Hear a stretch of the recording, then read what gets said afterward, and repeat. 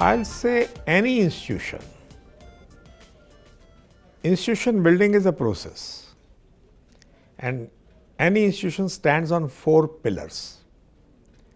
One pillar is healthy traditions, what we call parampara. Parampara. What is the best, we pass it on to the next generation. Its real meaning, Hindi word will not be healthy tradition, or English equivalent will be, we will call it successive, disciplic succession. You have to pass on the knowledge. Like in our family culture, mother passes on to her daughter, father passes on to the son, guru passes on to the shishya. And they pass on the best. So this tradition has to go on in the institution. The second pillar is discipline.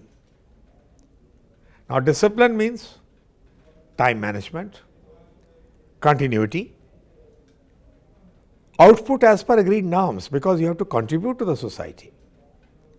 And the last is an organized behavior also. The third pillar is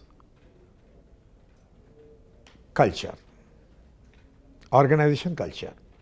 Now culture, I defined Sanskriti, where you feel everybody more comfortable with your presence. You are called a cultured person only if your body language, your mannerism is very pleasant for others. That's how you are called a cultured person. So when the total organization sends very positive vibes to people when they come across with them, that's organization culture. And the last is strength of character, where truth, integrity, trustworthiness. You will find many people talking in a very common language, you should trust me. I will not use this word at all. I'll say anybody will trust me if I am trustworthy. So if we make ourselves trustworthy, so automatically we become trust will develop. And the value system of the society, whatever the social norms are there. That's character ethics, strength of character.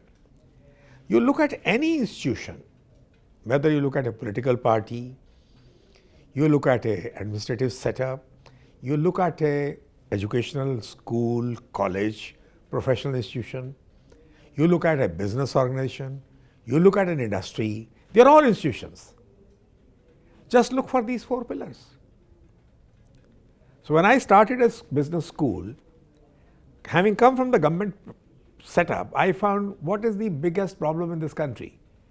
I found Babu culture is the biggest problem. Now what is Babu culture? Where power is coming negative by saying no.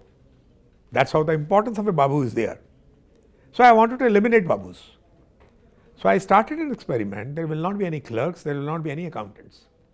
Since it was a business school, teachers help the students to manage everything and administration and the management, and also prepare all the accounts. You could get a balance sheet of every day by evening from the computer, because students were feeding the data. And those students who couldn't afford education, they were being paid for that also. They didn't do any free job. Now what do you find in this country? The girls have been brought up in a very separate way. The boys are brought up in a separate way. And parents, as soon as they become adults, parents don't want them to mix it. Is it possible?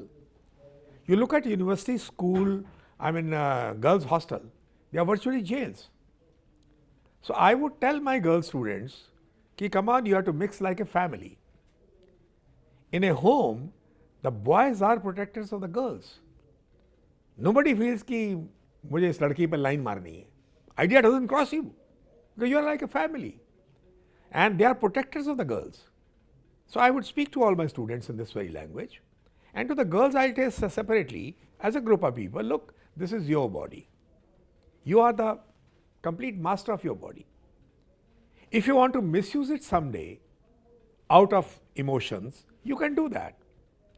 But once you get married, the person who will marry you, he'll say, she's my woman. And the person whom you marry, you will say, he's my man. That possessiveness of relationship, if you hide also from the person, but the sense of guilt you will carry for the whole life. The net result was I set up a different culture, where free mixing was there, nothing of that kind. Yes, of course, there were 2 occasions When the boy and the girl fell in love with each other, parents were called and they were happy to marry them. So unionship did take place.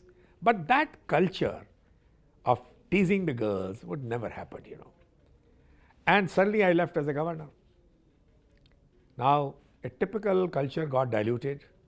The president of the managing committee sends his son-in-law as chief administrative officer. So if he is a chief administrative officer, he should have his assistants also. So Babu culture has come. So institutions get diluted. India, not only India, even I would say United States of America suffers from institution building, where I have researched a lot in the last few years. My area of specialization, learning part, I am talking about learning, is education as I define today, institution building, that's the second part, governance, both bureaucratic and political governance, because they are the one who are governing. You follow point? How anger can be controlled in the society and people can live at harmony and peace with each other. And these are the things on which I am doing. Probably I have never written a book in my life. So I am in the process of now penning down a book, my first and the last one. I don't want to write too many books.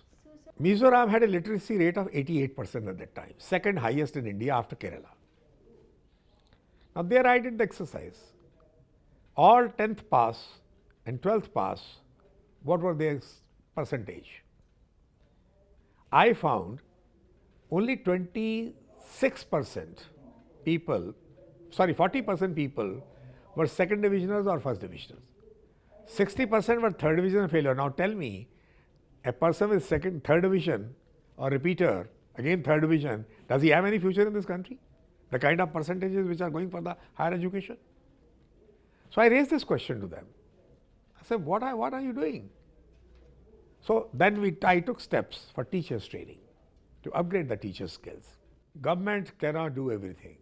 There was a time before India became independent, government schools and colleges were the best in the country. Today, government schools are in shambles. So much so that teachers of government schools are not putting their own kids in their schools. Now, in Indian entire economy, whole economy has been producer is a consumer himself, and they market their marketable surplus. The farmer grows his food and feeds us also, but he himself also eats. Similarly, teachers who cannot be good teachers for their own children, how can you call them good teachers in the life? That's my question. So education quality has to start. I would say more the privatization, even the government school, you may not know the cost. I did the exercise in Mizoram in 2004 or 2005.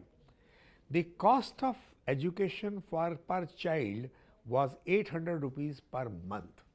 That's a lot of money. Today it must be about 2,000, 2,500 in a school stage. Now if you privatize and give the money to those people, they will do much better job. And I gave trophies to the people, governor's trophy, to all the schools who did best in the district, and they were mostly private schools.